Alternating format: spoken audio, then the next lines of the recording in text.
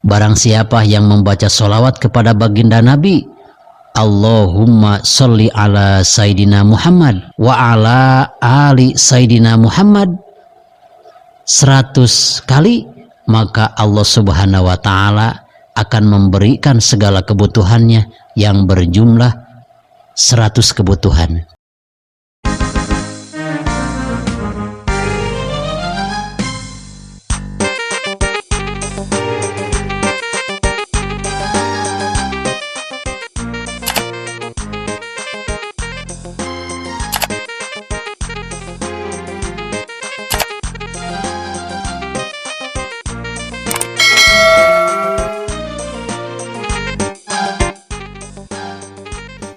Assalamualaikum warahmatullahi wabarakatuh. Alhamdulillahilladzi qala fi kitabihil karim, a'udzu billahi minasy syaithanir rajim. Bismillahirrahmanirrahim. Innallaha wa malaikatahu yusholluna 'alan nabi ya ayyuhalladzina amanu Sallu alaihi wa sallimu taslima. Wa salatuhu wa salamuhu ala ashrafil anbiya'i wal mursalin wa ala alihi wa sahbihi ajma'in, amma ba'du. Faqala Allahu ta'ala fi kitabihil karim, wa amma bi ni'mati rabbika fahaddis. Shadaqallahul azim. Sahabat channel Rahmatul Ummah yang saya cintai dan Allah muliakan, kita lanjutkan muqaddimah kitab Qomi'ut Tughyan yang membahas tentang 77 cabang iman. Setelah membaca Bismillahirrahmanirrahim, lalu dilanjutkan dengan membaca Alhamdulillah. Isi daripada Alhamdulillah ini adalah pujian terhadap Allah Subhanahu wa Ta'ala sebagai ungkapan rasa syukur. Maka ketika kita mendapatkan nikmat kecil ataupun besar, diharuskanlah untuk membaca lafaz Alhamdulillahirabbil alamin seperti yang telah diabadikan oleh Allah Subhanahu wa Ta'ala, sekaligus diperintahkan oleh Allah Subhanahu wa Ta'ala dalam ayat yang terakhir surat Ad-Duha, wa amma bi ni'mati rabbika fahaddis. Adapun terhadap nikmat Tuhanmu, maka katakanlah. Berarti ketika kita mendapatkan nikmat, diperintahkan untuk mengatakan nikmat tersebut dengan membaca lafaz Alhamdulillahirabbil alamin sebagai ungkapan rasa syukur. Sahabat channel Rahmatul Ummah yang saya cintai dan Allah muliakan, bersyukur atas nikmat Allah bisa dilakukan dengan 3 anggota badan. Yang pertama bil qalbi, bersyukur dengan hati menerima nikmat Allah. Bagaimana caranya bersyukur akan nikmat Allah? Melalui hati. Yakinilah bahwa segala nikmat yang Allah berikan, walaupun dari syariatnya dari tangan manusia, hakikatnya dari Allah Subhanahu wa Ta'ala. Kita meyakini dalam hati seluruh nikmat yang kita rasakan hanyalah dari Allah Subhanahu wa Ta'ala. Yang kedua, bersyukur bisa melalui lidah, yaitu dengan cara membaca lafaz Alhamdulillahirabbil alamin. Yang ketiga, bersyukur bil arkan, dengan seluruh anggota badan. Bagaimana caranya?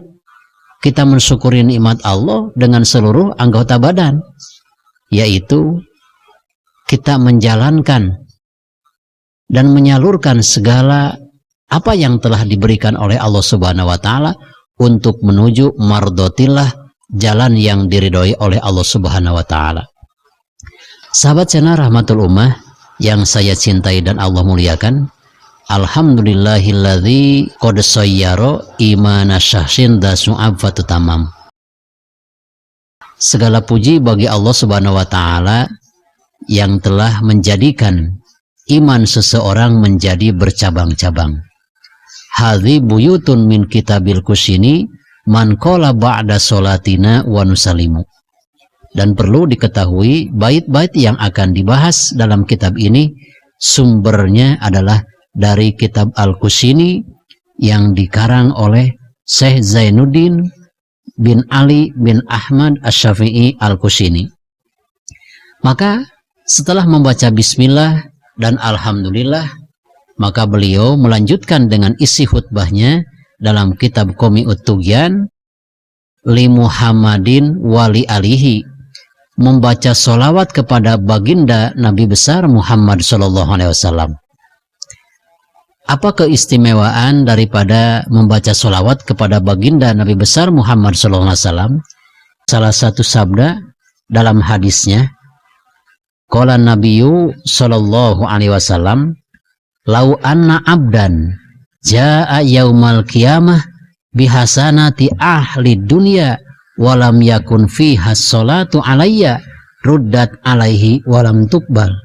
Seandainya seseorang hamba Allah di hari kiamat datang menghampiriku dengan seluruh kebaikan yang dimiliki oleh ahli dunia, tapi seandainya jutaan kebaikan tersebut tidak terdapat satu pun bacaan sholawat kepadaku, maka kebaikan-kebaikan itu yang sangat besar dan yang sangat banyak akan ditolak oleh Allah Subhanahu wa Ta'ala dan tidak akan diterima.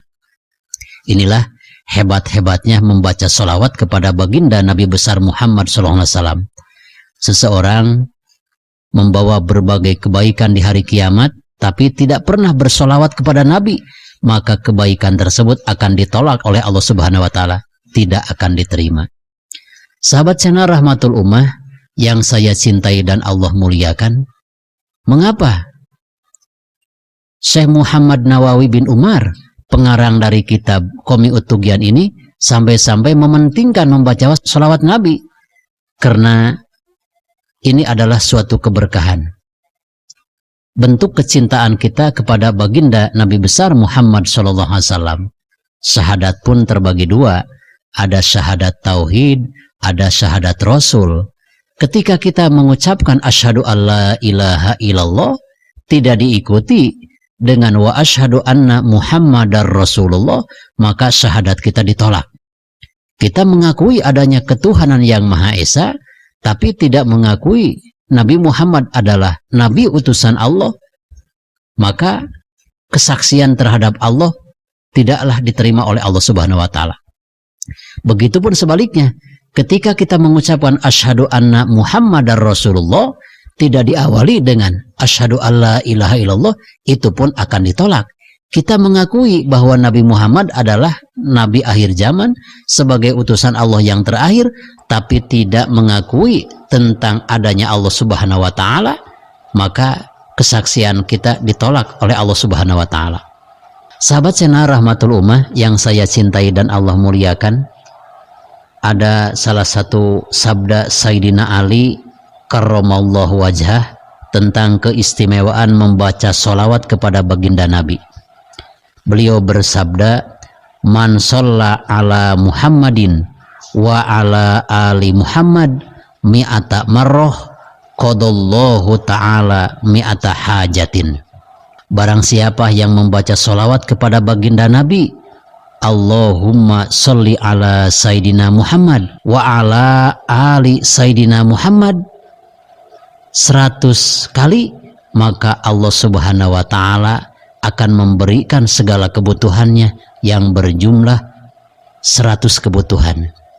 Jadi nilai daripada keistimewaan membaca sholawat, barang siapa yang membaca sholawat kepada baginda Nabi dan kepada keluarganya 100 kali, maka ada harapan kita, ada hajat kita yang akan diijabah oleh Allah Subhanahu wa Ta'ala sebanyak 100 hajat.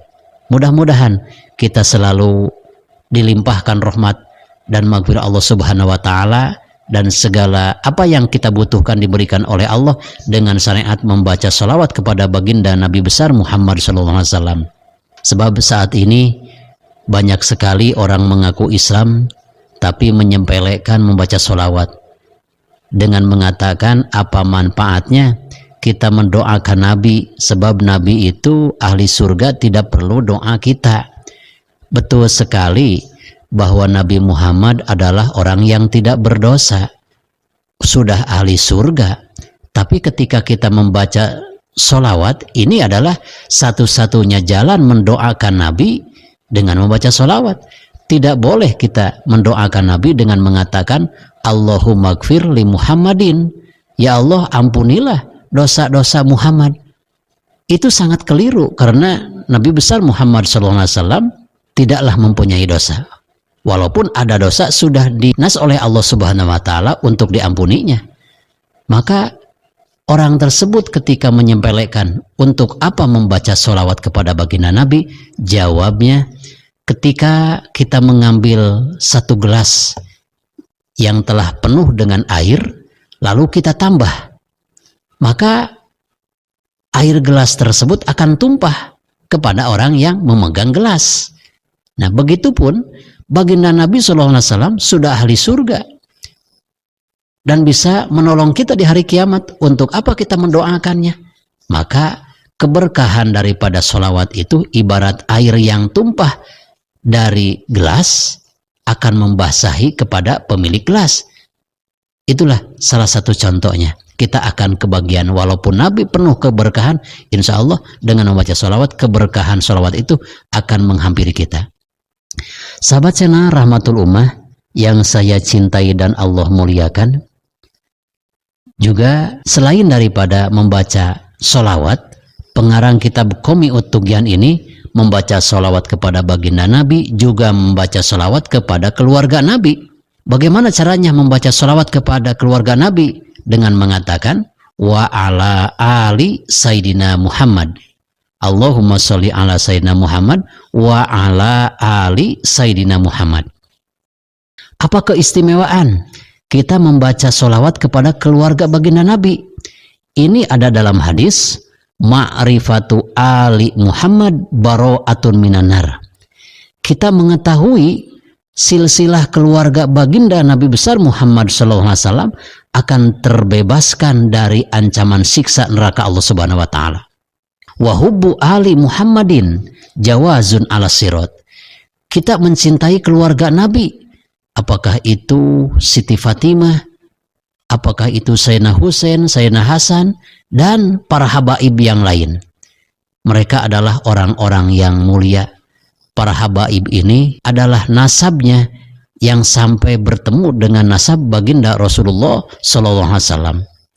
Maka ketika kita mengetahui asal usul nasab daripada keluarga baginda Nabi, akan dibebaskan dari neraka, dan mencintai keluarga Nabi, maka kita akan bisa menyeberang jembatan Shiratal Mustaqim di hari kiamat. Untuk itu, cintailah keluarga Nabi, jangan dinistakan. Ketika kita menistakan keluarga Nabi atau para habaib, maka sama halnya akan terputus jalan kita untuk menyeberang jembatan Shiratal Mustaqim nanti di alam mahsyar. Juga yang ketiga, keistimewaan dari membaca sholawat kepada baginda Nabi SAW diantaranya wal wilayah ala ali Muhammad amanun minal azab. Begitupun ketika kita menyerahkan kepemimpinan kepada keluarga baginda Nabi besar Muhammad SAW, akan dibebaskan, akan aman, akan diselamatkan dari siksa nerakanya Allah Subhanahu wa Ta'ala.